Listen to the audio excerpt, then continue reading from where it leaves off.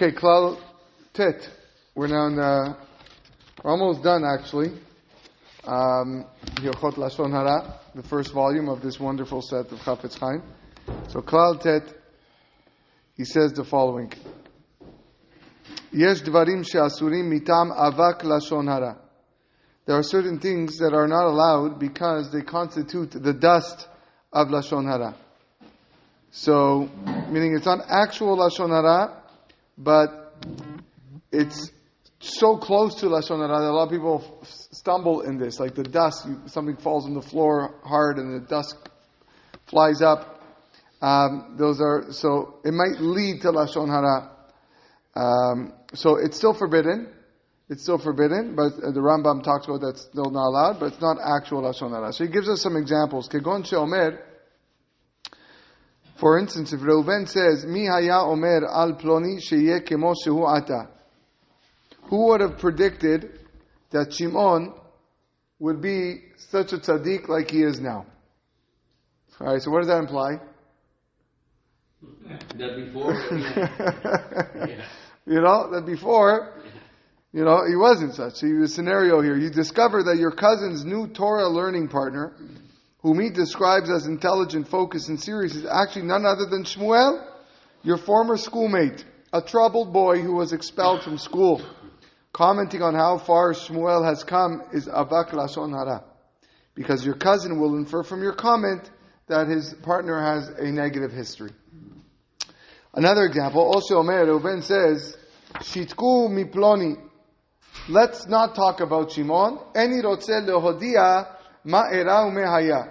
So you can't really compliment a person. Look, you're so accomplished. That means you weren't accomplished before. Well, you're so no, smart, you were stupid. no. The term, the statement before was not like that, right? If I go up to you and say you're an incredible contractor, that doesn't mean that you were a horrible contractor before. I'm giving you a compliment. Might be an issue of flattery. That might be a problem. Right? Flattery might be a problem, but I give you some praise. But if I say to someone, "Wow, this guy, wow, he became such an amazing contractor," right? And because that could imply differently, right? Became or whatever. Well, we all have this growth issue. Isn't that what life is? It's all about growth. Yeah. Whether it's Torah, whether it's all right. So you're right. I hear your point, right? But maybe some people may not want their negative past, to be known to others, and you have to be sensitive of that information. And some people might not care. Some people, in fact, use that to promote more people to come back to Torah, as we see many of the big speakers today in Israel who are Baalei Tshuva, and they're not afraid to admit that. So, but unless they themselves are willing to let that information know, then I don't know if you can just go, Uri Zohar, for one, is one example of a great speaker in Israel who used to be a movie star. He used to be a non-religious movie star in Israel, and he talks about openly how that was me. So now I could say that now online and on record and publicize this because he has. Okay? Yeah. But if he doesn't, then that's a different story. So all these similar comments are avak lashon hara. V'chen hamesaper b'shivcho shel chavero. If someone speaks admiringly of his fellow in the presence of Shimon's enemies, bifnei sonav, gam ken bichal avak lashon hara. Dezeh gorem lahem shisapru bignuto, because that's going to cause the enemy to speak derogatorily about him. So here in the note below it says, if someone praises Shimon for being charitable, his enemies will counter, it's only because he enjoys recognition. Or that he's doing it from ill-gotten gains. Okay? So that is, when you do it in front of your enemy, that's avak lashon hara. If Reuven praises Shimon excessively, afilu shelo bifnei sonav, even if it's not in front of his enemies, asur. It's also, okay?